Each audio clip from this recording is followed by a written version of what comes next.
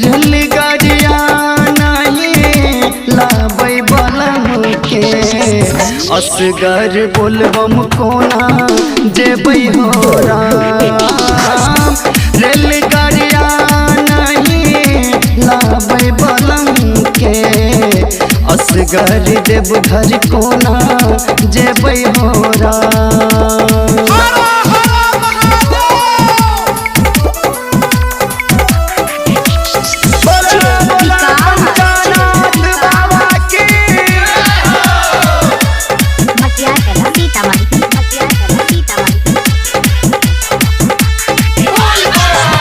मोर बलमुआ के चिट्ठियों ने आवे कोनो सुगनवा खबरियों न लावे।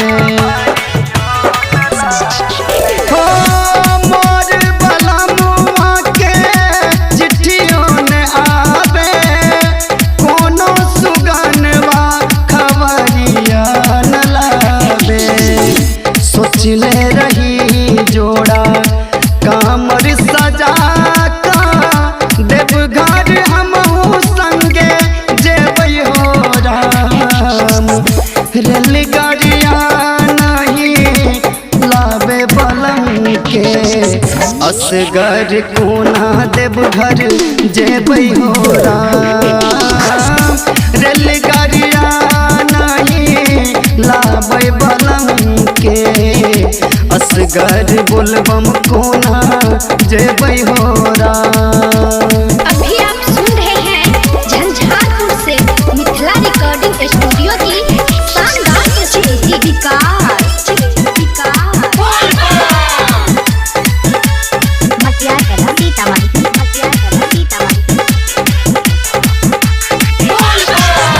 सबके अरजिया सुनै छथिन बाबा हमरे विपत्ति बेरी पीबै भांग गाजा। हो सबके अरजिया सुनै छथिन बाबा हमरे विपत्ति बेरी पीबै भांग गाजा। कमला बलान सा जल भैर आने बाबा बैजुनाथ के चढ़े हो राम। रेलगाड़िया नहीं लाभ लाल बाबू के असगर को न देवघर जेबै हो राम। रेलगाड़िया नहीं लाभ लाल बाबू के असगर को न देवघर जेबै हो Ram. Presented by Mithila recording studio.